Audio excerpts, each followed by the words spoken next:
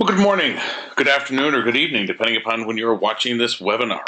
Again, this is Dave Nagel. I'm very excited to connect again with my friends and colleagues in Churchill County Schools here shortly after the first of the year. They're coming back together on January the 10th. So this is just a quick overview of what we're going to be engaging in that day and then what to prepare for. So short review of some of the things we talked about, and then what I'm trying to do is front load as much as possible. So part of the feedback from some of the teams was needing time to work, and we kind of knew, knowing where some folks were coming into the process, where you were with your collaboration, that some are going to be more ready than others to maybe just jump into the work. And so we just want to make sure coming into this day, providing as much time as possible for teams that are ready to move on and begin some of the deep level work. Some others might need a little bit more time and coaching throughout the day.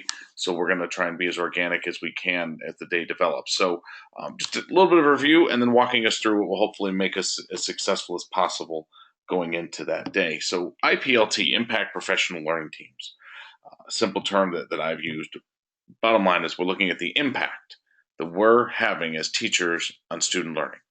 They're collaborative, they're structured, and they're scheduled. And obviously, a lot of times they're going to happen on Fridays, but I want to talk about how we can guide some of those Friday meetings into some of those shorter, more informal meetings that we can have throughout the weeks when we don't always have that chunk of time on Fridays.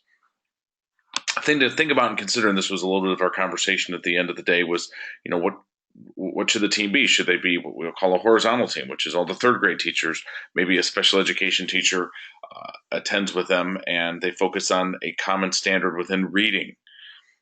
They create a common assessment on maybe literary response or written response, or we're all going to give the same written prompt and ask students to take a critical stance on that. We'll have a scoring guide for that literary response. So those are the things we would just simply need. So that way, when we're collecting evidence and data, certainly do the same thing with Eureka Math, we're aligned at the third grade level. We're talking about a horizontal team. Just it says middle school, but that's really elementary here in this case. We could have the 3, 4, 5 and focusing just on math and looking at problem solving or an algorithm with problem solving or a common scoring guide, and there might be a time for that.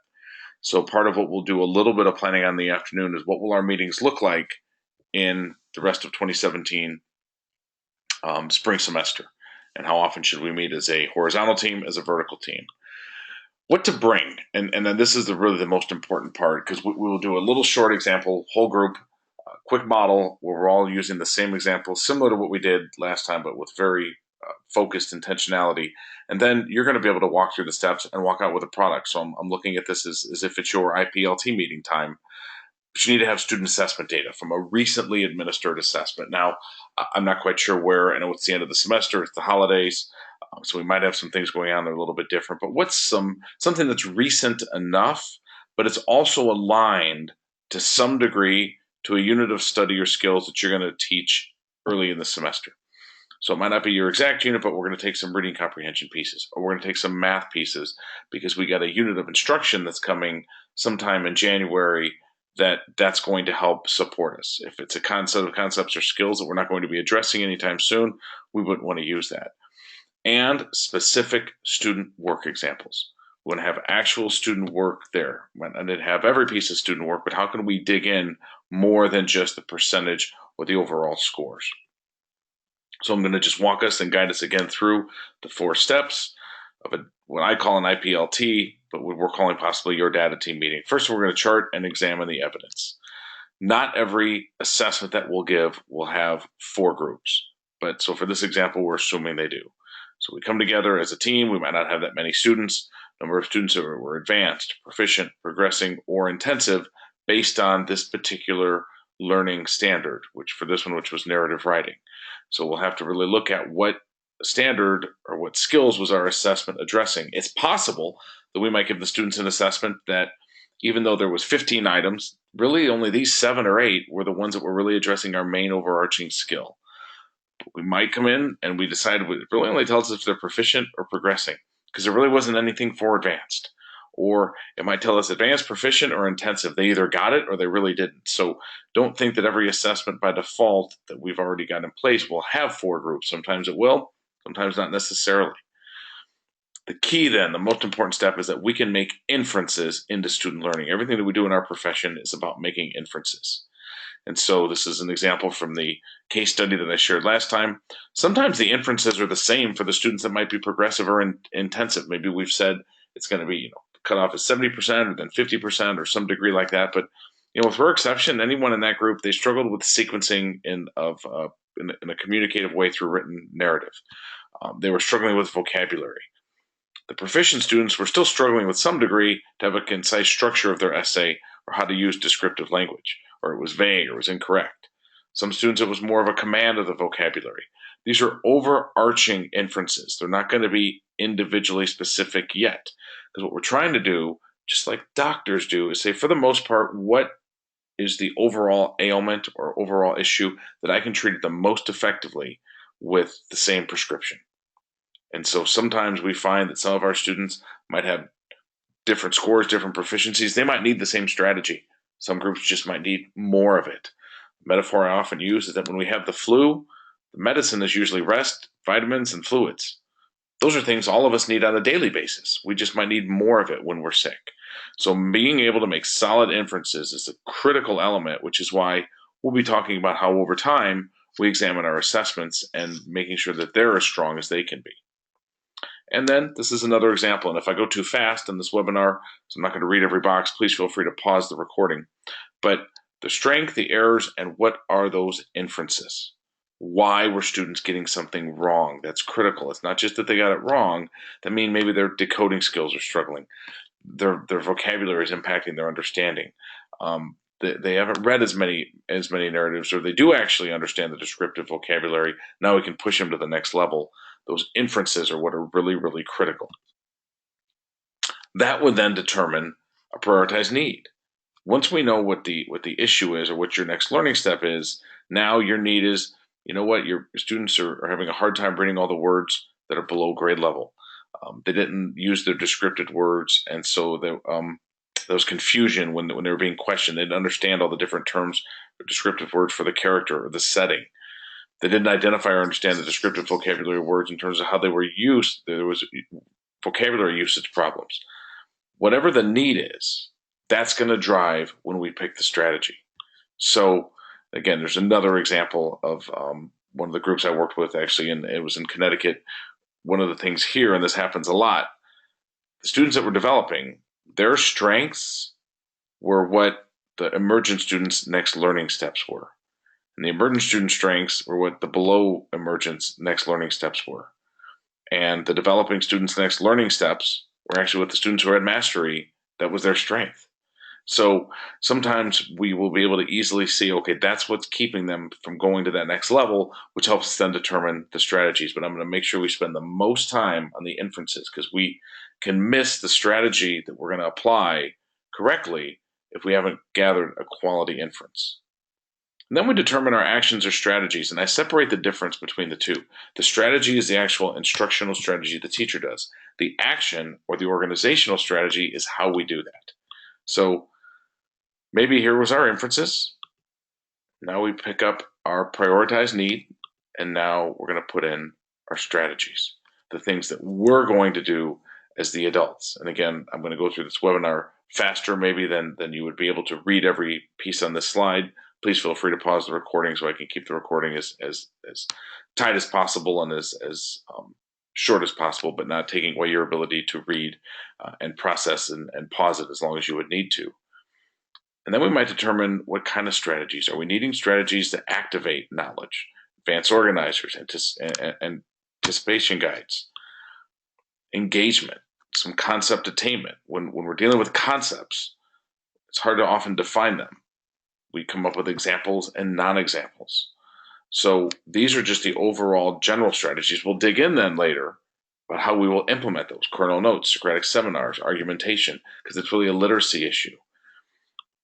Now we'll get to this stage where we keep it very simple.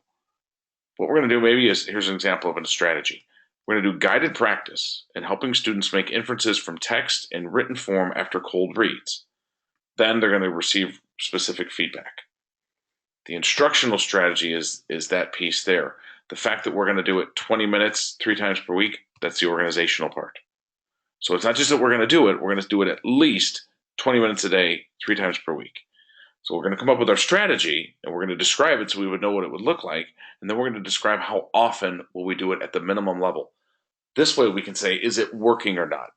If we just don't have a determination of how often we're going to do it, we're not really quite sure, but we're going to have a minimum level. Dave might do it 3 times per week for 20 minutes. Someone else might do it more, but at least we can say we've done it at least to a certain amount. An organizational strategy is tutoring twice a week for students in the bubble range during flex time.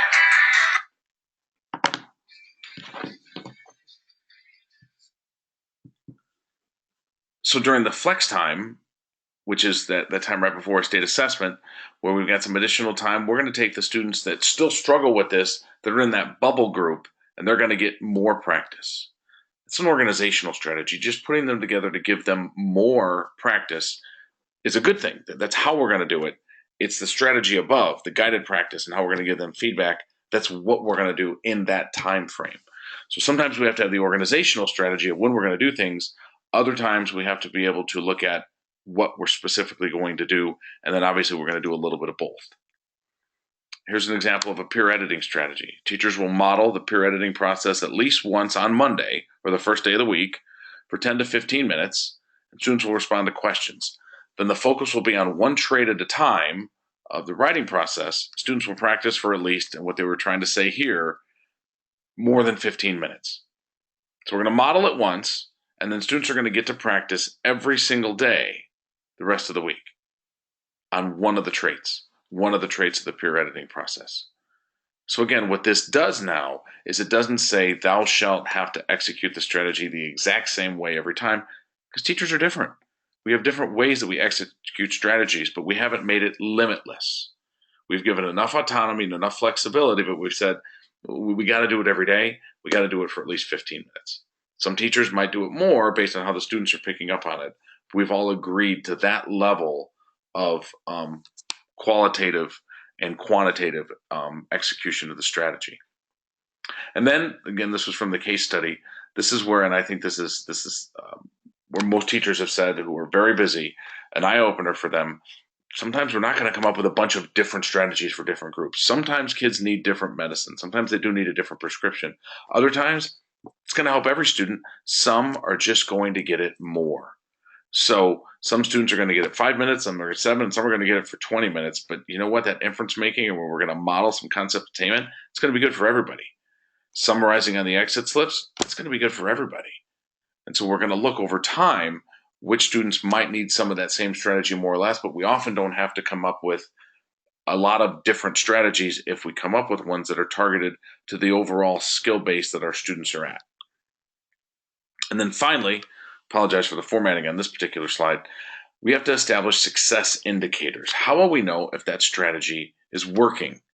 So if the strategy is successful, then students will be able to add the comparison matrix they began during the lesson modeling further in their literature circle books.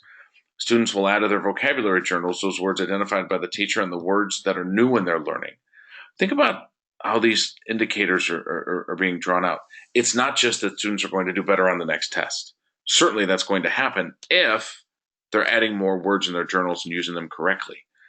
And then that third group, students will be able to more accurately define the descriptive words and do so with less support.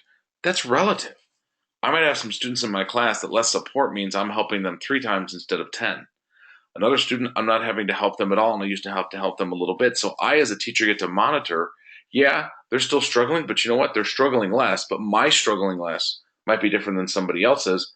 But we'd all agree that's an indicator of success. So I don't always have to measure it in something tangible. There'll be a time for that.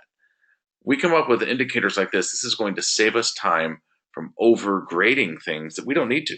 Are students doing this more? Because if they are, they're probably becoming more proficient, and we'll check whenever we give the next assessment. Finally, we'll set a SMART goal at the end, and I save the SMART goal process to the end because it's important, but it can derail teams. And all we're going to do is every individual teacher is going to determine based on the number of students they thought they could move, and then I can move 17, you can move 16, you can move 14.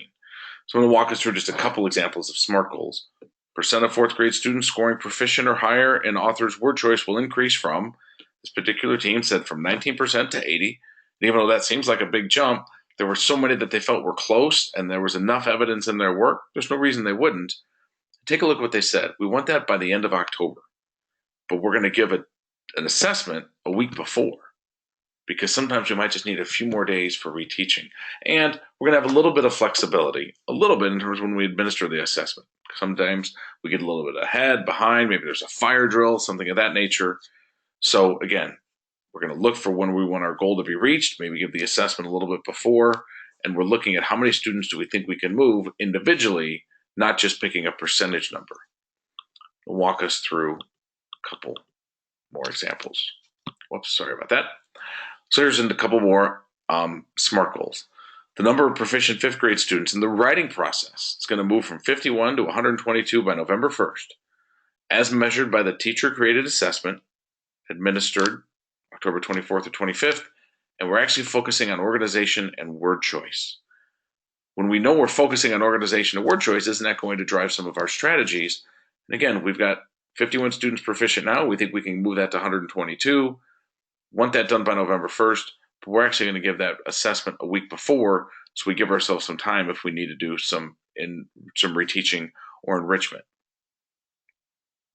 The number of fourth grade students moving from proficient on text analysis is going to increase from 64 to 84, and for our special education students, 14 to 23.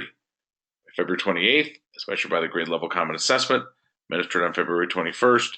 The team is going to reevaluate that goal on February 23rd after we've given that assessment. And if we need more time going into March during our RTI time or our flex time or bubble time, we're going to appropriate it specifically for text analysis. So we're going to over plan. We're going to give ourselves more time, because we always have that happen where sometimes students don't get it. Sometimes they do. We're not sure if we're going to need that time for this, but if we are, we're not going to focus on math during that time. We're not going to forget to teach it, but we're really honing in on this particular skill and skill base for our students. Finally, I would imagine by now, and if you haven't, this is something to do, but to come into that meeting, and I'll give you a couple moments and a little activity to make sure this is in place. So we know who's going to be the timekeeper, the technician, the record keeper, the person who's going to focus the group. If you haven't aligned those positions yet, something to think about going into the meeting on January 10th.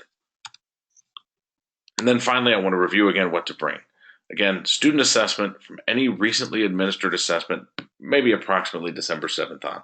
The closer to the end of the semester, closer to when we break here for the holiday break, even better.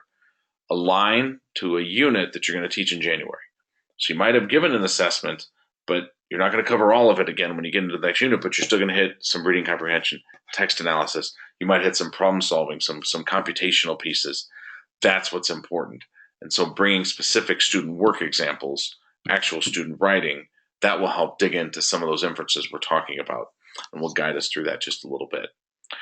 Again, I really appreciate so much the opportunity to come back. I hope this was helpful. If you have any questions, please shoot me an email at davenagel@vlplus@gmail.com.